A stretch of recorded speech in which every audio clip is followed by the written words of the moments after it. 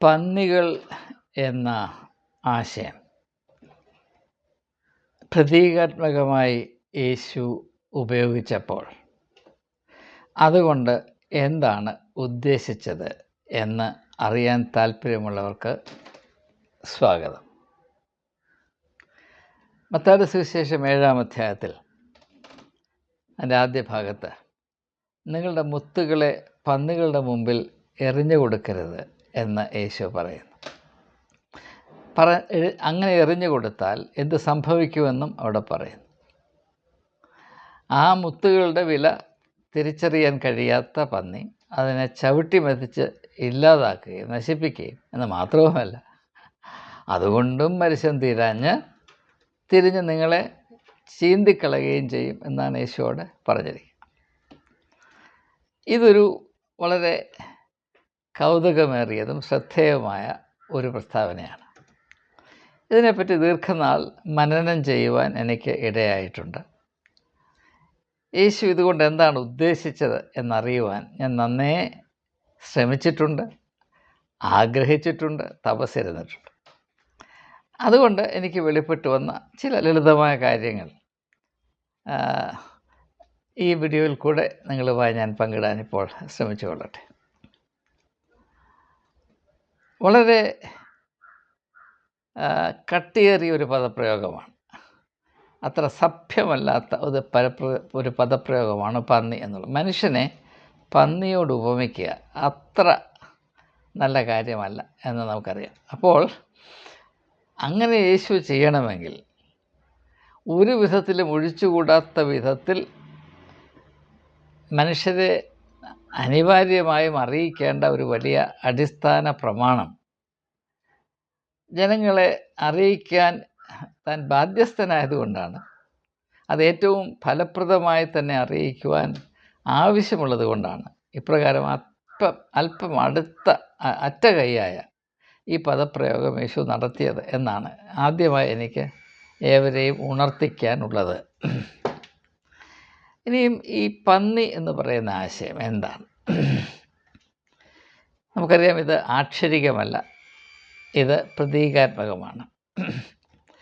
പ്രതീകാത്മകമായ പ്രസ്താവനകളെ നാം നമ്മുടെ ജീവിത അനുഭവങ്ങളോടും ലോക യാഥാർത്ഥ്യങ്ങളോടും അനുബന്ധമായി ചിന്തിക്കുമ്പോൾ മാത്രമേ അതിൻ്റെ യഥാർത്ഥത്തിലുള്ള അർത്ഥം അതിൻ്റെ ഫലഭൂഷ്ടിയിൽ തന്നെ നമുക്ക് മനസ്സിലാകുവാൻ ഇടയാകുകയുള്ളൂ. ഞാൻ അപ്രകാരമുള്ള ഉദ്യമങ്ങൾ നടത്തിയത് കൊണ്ട് ചില കാര്യങ്ങൾ എനിക്ക് നിങ്ങളുമായി പങ്കിടുവാൻ ഇടയാകുന്നു എന്നതിൽ ഞാൻ സന്തോഷിക്കുന്നു, ആശ്വസിക്കുന്നു, അത്രമാത്രം.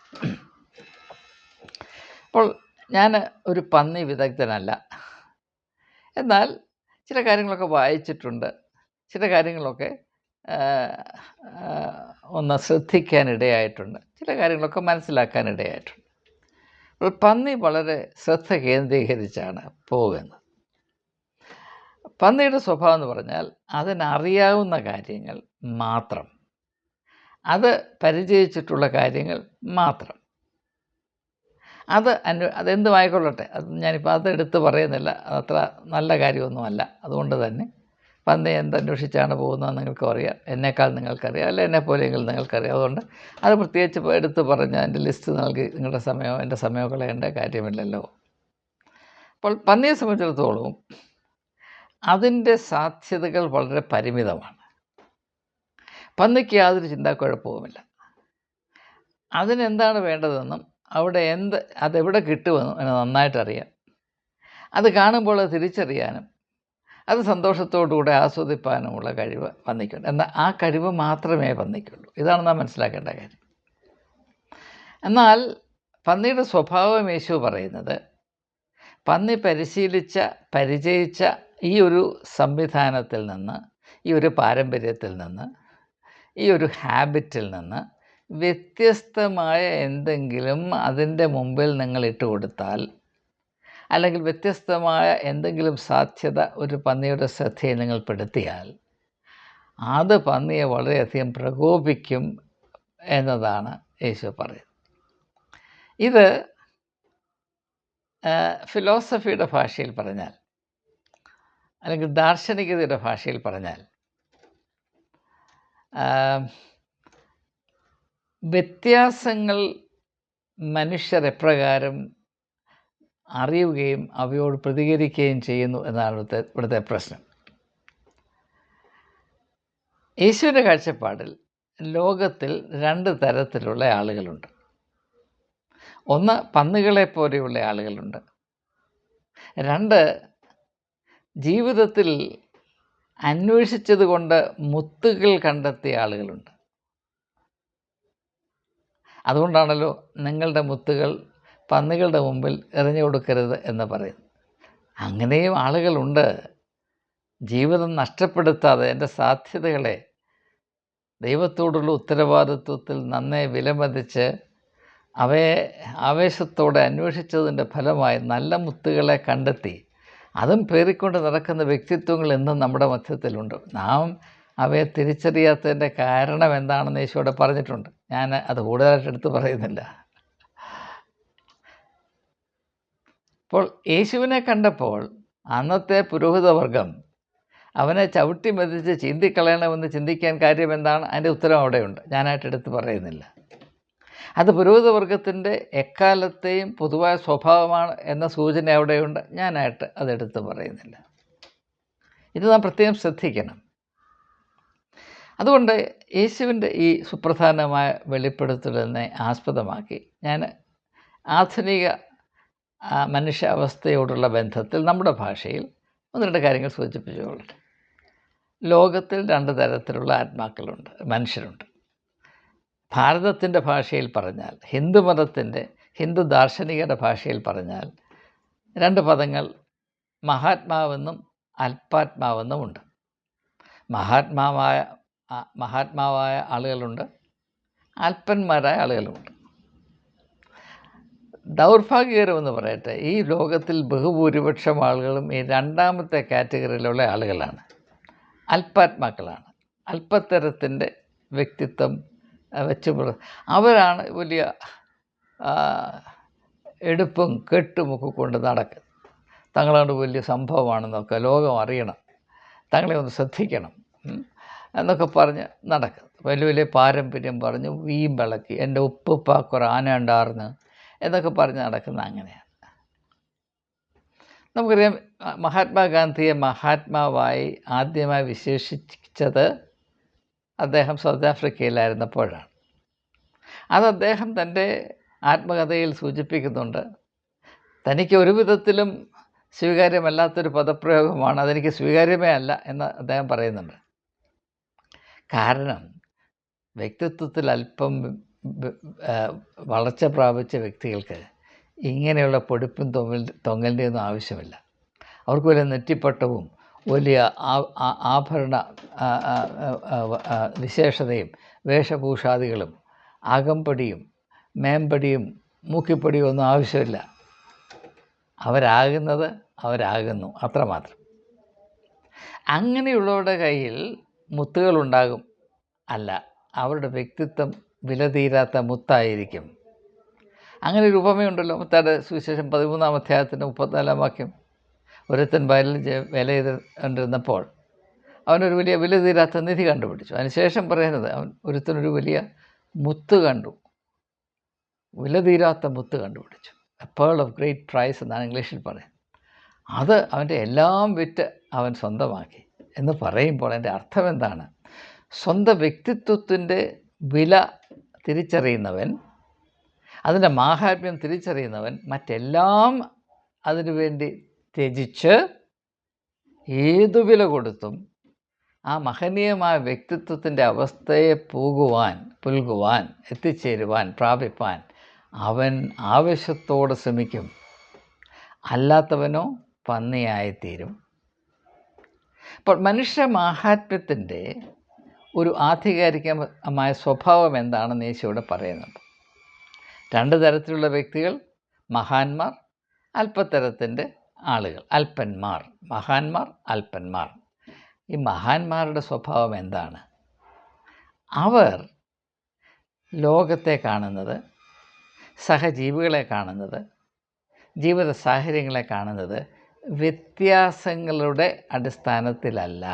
പ്രത്യേകം ശ്രദ്ധിക്കുക, വ്യത്യാസങ്ങളുടെ അടിസ്ഥാനത്തിൽ നമ്മെ സംബന്ധിച്ചിടത്തോളം നമുക്ക് കഴിഞ്ഞ കാലങ്ങളിൽ ലഭിച്ച വളരെ ദൗർഭാഗ്യകരമായ പരിശീലനത്തിൻ്റെ ഫലമായി നമ്മുടെ മനസ്സിൽ അനേകം ആളുകൾ നിക്ഷേപിച്ചിരിക്കുന്ന കച്ചറായുടെ ഫലമായി എന്ത് കണ്ടാലും ആരെ കണ്ടാലും വ്യത്യസ്തത എന്ന് പറയുന്ന ഒരേ ഒരു മാനദണ്ഡത്തിലാണ് നാം അളക്കുകയും അതിനോടുള്ള പരാമർശത്തിലാണ് നാം അവരെ മനസ്സിലാക്കുകയും ചെയ്തത്.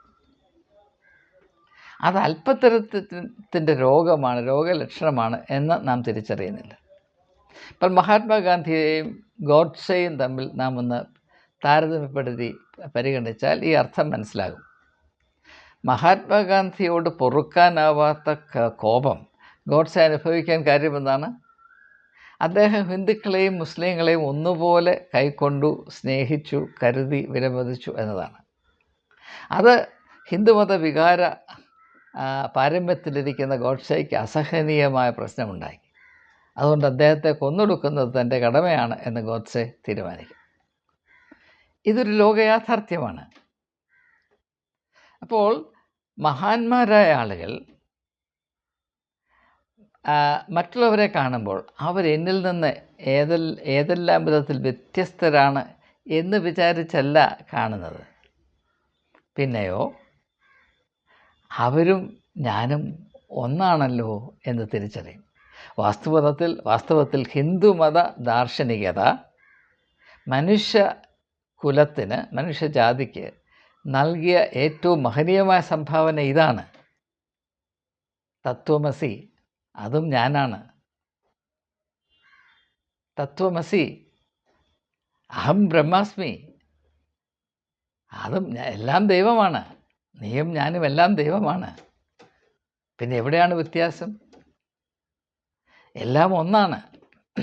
യേശു പറയുന്നത് ഞാനും എൻ്റെ പിതാവും ഒന്നാണ്. ദൈവവും മനുഷ്യനും തമ്മിൽ വലിയ അടുക്കാനാവാത്ത അകലമുണ്ടെന്നും നികത്താനാവാത്ത വിള്ളലുണ്ടെന്നും അതുകൊണ്ട് പുരോഹിതവർഗത്തിൽ കൂടെ മാത്രം പോയാൽ മാത്രമേ സാധാരണ ജനത്തിന്, പാപികളായ ജനത്തിന് ദൈവസന്നിധിയിലേക്ക് അതിൻ്റെ 4 അയലത്ത് വരാനൊക്കത്തുള്ളൂ എന്നൊക്കെയാണ് യഹൂദ പുരോഹിതവർഗം അവരെ ധരിപ്പിക്കുകയും അതിൻ്റെ അടിസ്ഥാനത്തിലാണ് ഈ യാഗം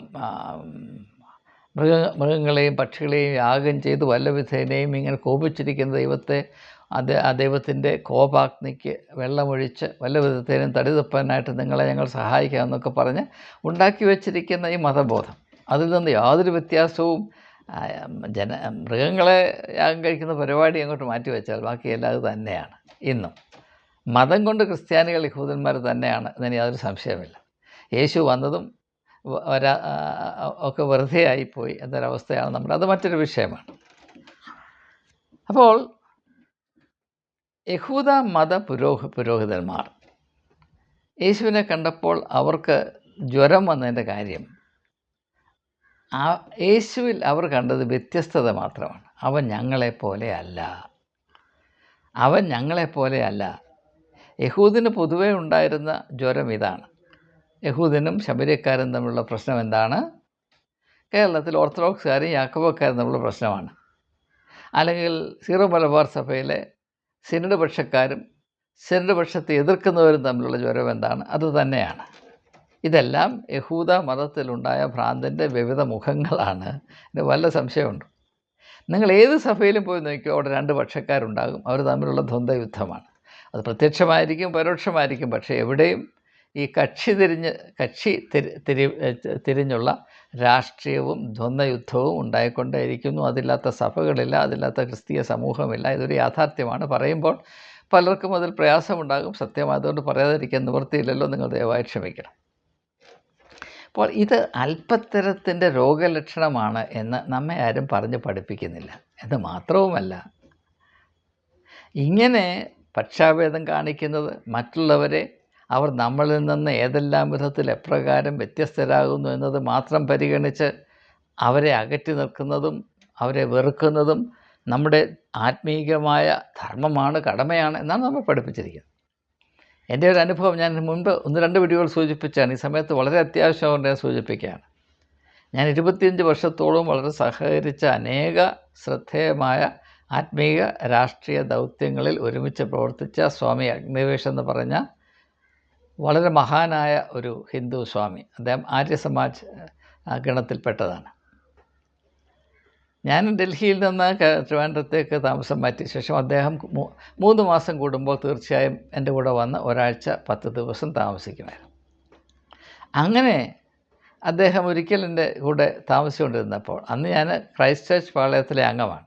CY തോമസ് അച്ഛനാണ് അവിടെ പ്രാഗൽഭ്യത്തോടുകൂടെ അജപാലക ശുശ്രൂഷ നടത്തി വിരാജമാനായി നിൽക്കുന്നത്. അപ്പോൾ ആ സഭയിലുള്ള ആർക്കെങ്കിലും സ്വാമി അഗ്നിവേശുമായി കണ്ട് ഒന്നിടപെടുവാൻ താല്പര്യമുണ്ടെങ്കിൽ അങ്ങനെ ആയിക്കൊള്ളട്ടെ എന്ന് പറഞ്ഞൊരു അവസരം ഞാൻ ഉണ്ടാക്കിയപ്പോൾ, തൻ്റെ കുഞ്ഞാടുകൾ വഴിതെറ്റിപ്പോകും എന്ന് പറഞ്ഞ് CY തോമസ് അച്ഛൻ പുലിയെപ്പോലെ എൻ്റെ നേരെ ചാടി. കാരണം അദ്ദേഹത്തിൻ്റെ കണ്ണിൽ നോക്കുമ്പോൾ സ്വാമി അഗ്നിവേശ് ഞങ്ങളിൽ നിന്ന് വ്യത്യസ്തനാണ്, അവൻ അപകടകാരിയാണ്. ഇതിനപ്പുറത്ത് പോകാൻ ഞാൻ CY തോമസ് അച്ഛനെ കുറ്റം പറയുകയല്ല. ഇതിനപ്പുറം ഒരു പുരോഹിതനിൽ നിന്നും ആരും ഒന്നും പ്രതീക്ഷിക്കരുത് എന്ന അടിസ്ഥാന തത്വം ഒന്ന് രേഖപ്പെടുത്താനാണ്. കാരണം പല ആളുകളും അവിടെ തിക്താനുഭവങ്ങൾ എന്നോട് ഇപ്പോഴും പറഞ്ഞുകൊണ്ടിരിക്കുകയാണ്. അവരൊന്നും മനസ്സിലാക്കാത്ത കാര്യം, ഇതിനപ്പുറത്ത് ആരും ഒന്നും പ്രതീക്ഷിക്കരുത്. കാരണം അല്പന്മാരാണ് ഈ കുട പിടിച്ചുകൊണ്ട് ഇങ്ങനെ വിലസുന്നത് എന്ന യാഥാർത്ഥ്യം, ഇത് പച്ച പരമാർത്ഥമാണ്. നിങ്ങൾ ഏതെങ്കിലും സഭയുടെ അംഗങ്ങളാണെങ്കിൽ നിങ്ങളിൽ അല്പമെങ്കിലും ധൈര്യമോ സത്യമോ കുടികൊള്ളുന്നുണ്ടെങ്കിൽ നിങ്ങൾ മനസ്സിലാക്കും, നിങ്ങൾക്ക് ലഭിച്ചിരിക്കുന്ന പരിശീലനം മറ്റുള്ളവരെ കാണുമ്പോൾ അവരെപ്രകാരം വ്യത്യസ്തരാണ് എന്ന ഏക പരിഗണനയിൽ മാത്രമേ അവരെ കാണാവൂ എന്നാണ് പഠിപ്പിച്ചിരിക്കുന്നത്. ഇപ്പോൾ പെന്തക്കോസ്തുകാരുടെ കാര്യം പറഞ്ഞാൽ, മറുഭാഷ പറയാത്തവനെല്ലാം നരകത്തിലോട്ട് പോകുമെന്നാണ് അവരുടെ ധാരണ. അവനിൽ ആത്മാവ് കുടികൊള്ളുന്നില്ല എന്നാണ്. അപ്പോൾ അവർ ഞങ്ങളിൽ നിന്ന് ഇപ്പോൾ പരിശുദ്ധാത്മാവിൻ്റെ കാര്യം തന്നെ ഇങ്ങനെ എടുത്തിടുന്നതിൻ്റെ കാര്യം, ഞങ്ങൾ മറ്റുള്ളവരിൽ നിന്ന് വ്യത്യസ്തരാണ് എന്ന് ലോകത്തെ അറിയിക്കാനാണ്. നിങ്ങൾക്ക് പരിശുദ്ധാത്മാവില്ല, ഞങ്ങൾക്ക് പരിശുദ്ധാത്മാവുണ്ട്. നിങ്ങളിൽ പ്രവർത്തിക്കുന്ന അശുദ്ധാത്മാക്കളാണ്, ഞങ്ങളിലോ പരിശുദ്ധാത്മാവാണ്. ഇങ്ങനെയുള്ള വ്യത്യസ്തതയെ മതമാക്കി മാറ്റിയിരിക്കുന്ന ഒരു ഭ്രാന്താണ് ഇപ്പോൾ ആകമാനം. ഇതിൻ്റെ ഒരു ഉദാഹരണമാണ് ഹിന്ദു മതത്തിലല്ല, സമൂഹത്തിൽ ഗൗരക്ഷക്.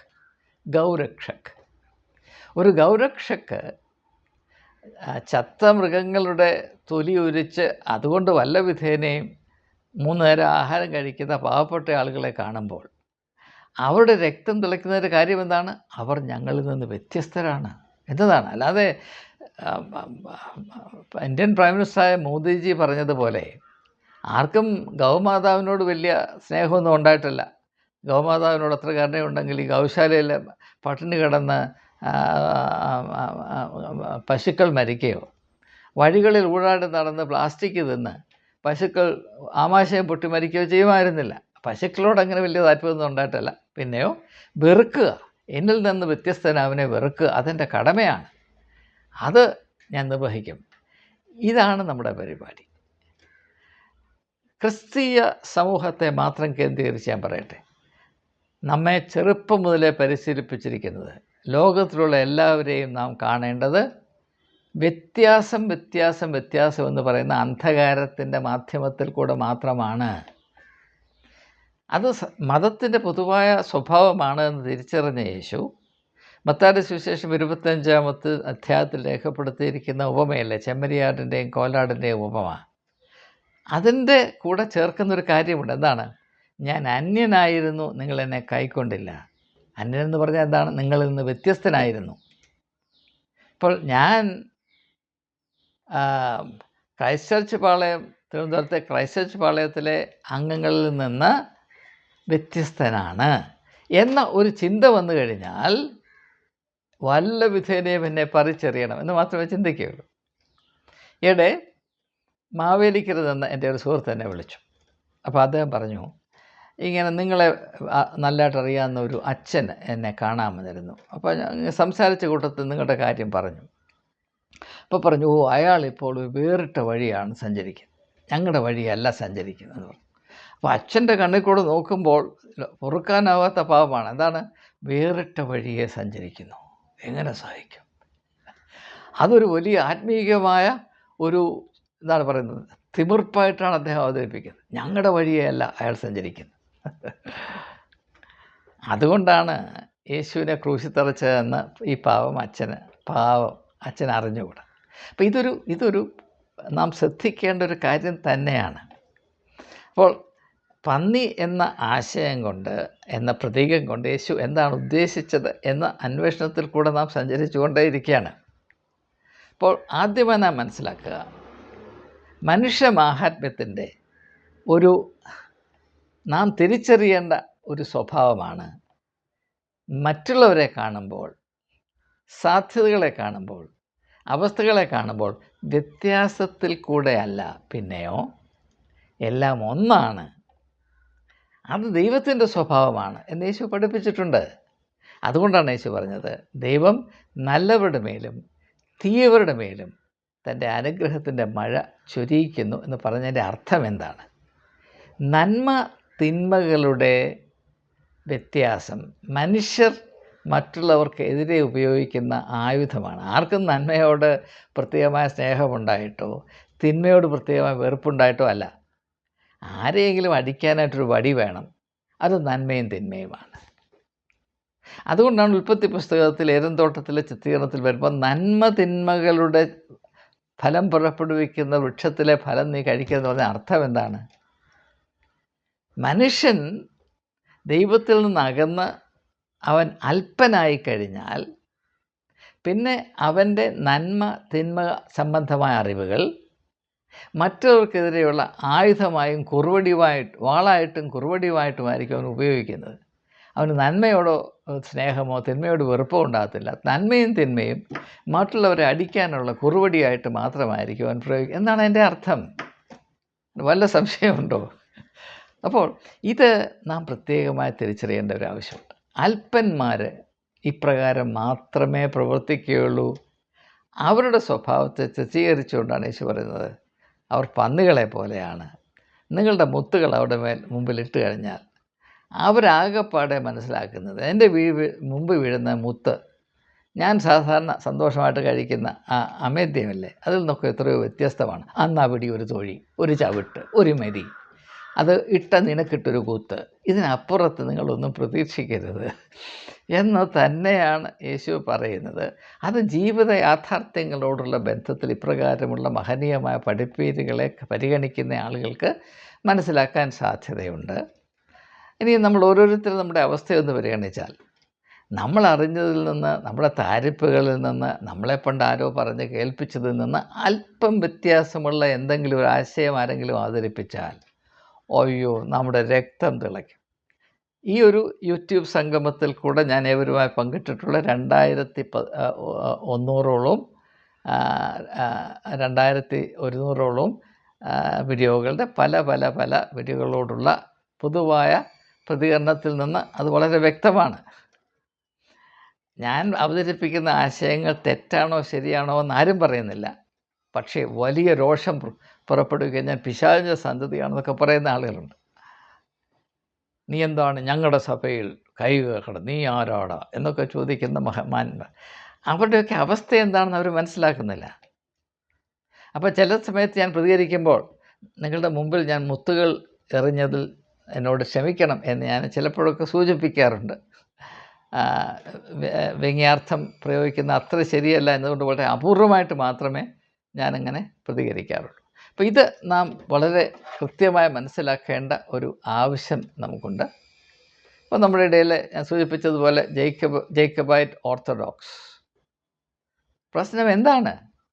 എന്നിൽ നിന്ന് അല്പം ഒരുത്തൻ അന്ത്യോസ് സിംഹാസനത്തിന് കീഴിൽ കിടക്കുന്നു, മറ്റവനോ ദേവലോകം സിംഹാസനത്തിൻ്റെ കീഴിൽ കിടക്കുന്നു. രണ്ടുപേരും കീഴിലല്ലയോ സാറേ കിടക്കുന്നത്?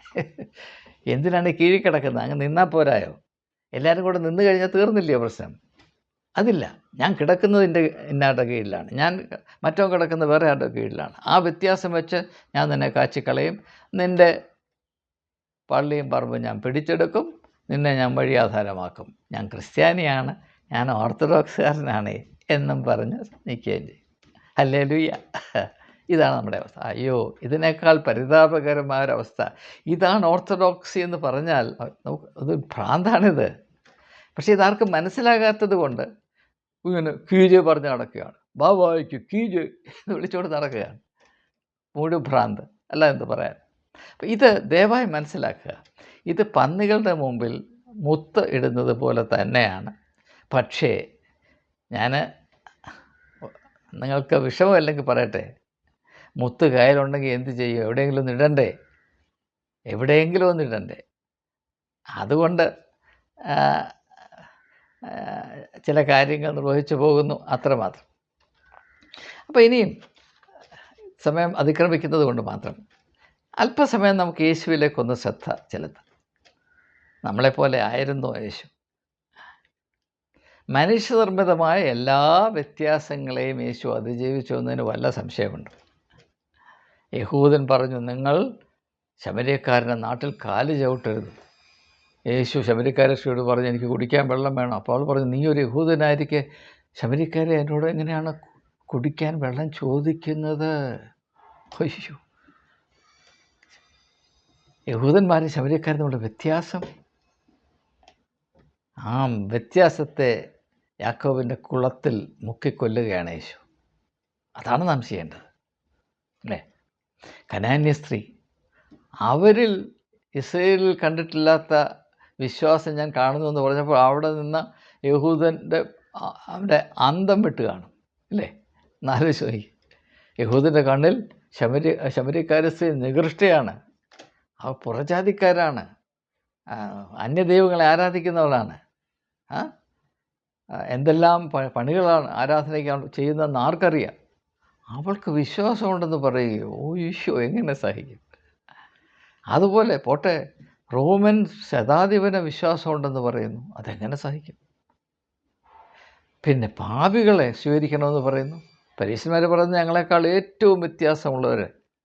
ഒരു വിധത്തിലും കുഷ്ഠരോഗിയെ വേണമെങ്കിൽ നമുക്ക് ദൂരെ നിന്ന് സഹിക്കാം, പാപിയെ ഒയ്യോ പാടില്ല പാടില്ല പാടില്ല. പാപിയെ സ്നേഹിക്കണമെന്ന് പറയുന്നു. എങ്ങനെ നോക്കിയാലും വ്യത്യാസം വ്യത്യാസം വ്യത്യാസം വ്യത്യാസം. യേശു വ്യത്യാസങ്ങളുടെ ഒരു ആഘോഷമായിരുന്നു. അതുകൊണ്ട് അവന് കുരിശ് കിട്ടി. കാരണം എന്താണ്? അല്പന്മാരായ ആളുകൾ സിംഹാസനത്തിൽ കയറിയിരുന്നാൽ ഈ അപകടം വരും. ഹെരോദാവ് അങ്ങനെയുള്ളൊരു വ്യക്തിത്വമായതുകൊണ്ടാണ് 2000 പിഞ്ചു കുഞ്ഞുങ്ങളെ കൊന്നൊരുക്കിയത്. അവനിൽ നിന്ന് വ്യത്യസ്തമായ ഒരു രാജാവ് വരുന്നു, എങ്ങനെ സഹിക്കും? അത് രാജാവിൻ്റെ പ്രശ്നമല്ല, വ്യത്യാസം വരുന്നു എന്ന് കേൾക്കുമ്പോൾ മനുഷ്യന് സഹിക്കാൻ വയ്യ. ഇപ്പോൾ കസേരയിൽ കയറിയിരിക്കുന്ന ഒരുത്തന് പ്രസിഡൻ്റായ അല്ലെ പ്രൈം മിനിസ്റ്ററൊക്കെ എനിക്ക് ശേഷം ആര്? ഇപ്പം ട്രംപിൻ്റെ പ്രശ്നം അതാണ്. അങ്ങോട്ട് കയറിയതേ ഉള്ളൂ, ഇനി അടുത്ത 3ാമത്തെ ടേം, ഭരണഘടന അനുവദിക്കാത്ത 3ാമത്തെ ടേമിൽ എങ്ങനെ കടിച്ചു കയറി കിടക്കാം? കാരണം ഞാൻ സ്ഥാനം ഒഴിഞ്ഞാൽ അമേരിക്ക കുഴിയിൽ വീണു പോകും. അതുകൊണ്ട് ഞാനിത് വിടുകയില്ല. അമേരിക്കയോടുള്ള എൻ്റെ സ്നേഹം കൊണ്ട്, അമേരിക്കയെ മാഹാത്മ്യത്തിൻ്റെ കൊടുമുടിയിലെത്തിക്കാൻ ഞാൻ ജനിച്ചതുകൊണ്ട്, അതെനിക്ക് ദൈവം തന്ന ദൗത്യമായതുകൊണ്ട് ഞാനിത് വിടുകയില്ല. നിങ്ങളുടെ മുത്തുകളെ പന്നികളുടെ മുമ്പിൽ അറിഞ്ഞാൽ എന്ത് ആയിത്തീരുമെന്ന് അമേരിക്കയിലിപ്പം ആളുകൾ അറിഞ്ഞുകൊണ്ടിരിക്കുകയാണ് എന്നത് മാത്രം ഞാൻ പറഞ്ഞ ആ ഭാഗം വിടുകയാണ്. അപ്പം ഇത് ഇനി നിങ്ങൾ 4 സുവിശേഷങ്ങൾ വായിക്കുമ്പോൾ ഞാൻ ഈ അവതരിപ്പിച്ച ആശയത്തിൻ്റെ വെളിച്ചത്തിൽ ഒന്ന് വായിക്കുമെങ്കിൽ വളരെ വളരെ വളരെ കൗതുകമേറിയ, നമ്മെ അത്ഭുതപ്പെടുത്തുന്ന പല ആത്മീയമായ സത്യങ്ങളും ചുരുളറിഞ്ഞ് വരും എന്ന് മാത്രം സമയത്തിൻ്റെ പരിധി നന്നെ അലട്ടുന്നത് കൊണ്ട് സൂചിപ്പിച്ചുകൊണ്ട് ഞാൻ എൻ്റെ വാക്കുകൾ ഉപസംഹരിക്കുകയാണ്. പ്രധാനമായി ഞാൻ അവതരിപ്പിച്ച ആശയം ഇതാണ്: മനുഷ്യരെ വ്യത്യാസങ്ങളുടെ ഇരുട്ടിൽ കൂടെ കാണുന്നവൻ അല്പന്മാരാണ്. അവരാരായാലും, അവരേത് വേഷഭൂഷാദികൾ അണിഞ്ഞാലും, അവരേത് കസേരയിൽ നിരങ്ങിയാലും അവർ അല്പന്മാരാണ്, നികൃഷ്ടന്മാരാണ്, വിവരദോഷികളാണ്. മനുഷ്യരെ എല്ലാവരും ദൈവസൃഷ്ടികളാണെന്നും ദൈവത്തിൻ്റെ രൂപത്തിലും സാദൃശ്യത്തിലും സൃഷ്ടിക്കപ്പെട്ടിരിക്കുന്നതുകൊണ്ട് അവരുടെ ഉള്ളിൽ മഹനീയമായ സാധ്യതകളുണ്ട് എന്നും, ലേശ്വര ഭാഷയിൽ പറഞ്ഞാൽ അവിടെ എല്ലാം ഉള്ളിൽ കത്തിച്ചു വെച്ച വിളക്കുകളുണ്ട് എന്നും തിരിച്ചറിഞ്ഞിട്ട് ആ വിളക്കിനോടുള്ള ബന്ധത്തിൽ എല്ലാവരും ഒന്നാണ് എന്ന് തിരിച്ചറിയുന്നവൻ മഹാത്മാവാണ്. അവനാണ് മഹാത്മാവ്. അവൻ്റെ വ്യക്തിത്വം ലോകത്തിന് വെളിച്ചം തന്നെയാണ്, യാതൊരു സംശയമില്ല. അപ്രകാരമുള്ള ഒരവസ്ഥയിലേക്ക് വളരുക എളുപ്പമുള്ള കാര്യമല്ല, പക്ഷേ അത് നമുക്ക് നൽകപ്പെട്ടിരിക്കുന്ന അടിസ്ഥാന ധർമ്മമാണ്. ആ വളർച്ചയ്ക്കുള്ള പോഷണമായിട്ടാണ് യേശു തന്നെ ഞാൻ നിത്യതയുടെ അപ്പമാണ്, I am the bread from heaven, ഞാൻ ആകാശത്തിൽ നിന്ന് ഇറങ്ങി വന്ന നിത്യതയുടെ അപ്പമാണ്, I am the bread from heaven എന്ന് യേശു തന്നെ വിശദീകരിക്കുന്നത്. അതേ അപ്പമാണ് യേശു നുറുക്കി തൻ്റെ ശിഷ്യന്മാർക്ക് കൊടുത്ത് ഇതെൻ്റെ ശരീരമാണ്, നിങ്ങൾ ഭക്ഷിപ്പീനെന്ന് പറയുന്നത്. അതിനെ സഭകൾ ഉണ്ടാക്കി വച്ചിരിക്കുന്ന കോമാളിത്തരം നിങ്ങൾക്കറിയാം. അത് വലിയ സക്രമന്താണെന്നൊക്കെ പറഞ്ഞ് നടക്കുന്നു. അത് കണ്ണടച്ച് വിശ്വസിക്കുന്ന ആളുകൾ അതുകൊണ്ട് എന്താ അനുഭവിക്കുന്നു എന്ന് പോലും അന്വേഷിക്കാൻ അവകാശമില്ലാത്ത ഹതഭാഗ്യരായ ആളുകൾ. ഇതൊക്കെ കണ്ട് എങ്ങനെ നാം സഹിക്കുമെന്ന് എനിക്ക് മനസ്സിലാകുന്നില്ല. അതുകൊണ്ട് മുത്തുകളെ പന്നികളുടെ മുമ്പിൽ എറിയേണ്ട ഒരു ഗതികേട് എക്കാലത്തും ഉണ്ടായിരുന്നു. പ്രത്യേകിച്ച് മനുഷ്യരെ വ്യത്യാസം എന്ന ഒരേ ഒരു പരാമർശത്തിൽ മാത്രം മനസ്സിലാക്കുന്ന പുരോഹിതവർഗത്തിൽ കൂടെ അവരോടുള്ള അടിമത്തത്തിൽ കഴിയുന്ന ആളുകൾ അവരിപ്രകാരം പന്നികളെ പോലെ ആയിത്തീരും എന്ന ഒരു വലിയ ഒരു മുന്നറിയിപ്പ്, ഒരു താക്കീത് ഈ ഭാഗത്തുണ്ട്, യേശുവിൻ്റെ പ്രസ്താവനയിലുണ്ട് എന്ന് മാത്രം സൂചിപ്പിച്ചുകൊണ്ട് വാക്കുകൾ ഉപസംഹരിക്കുന്നു. എല്ലാവർക്കും നമസ്കാരം.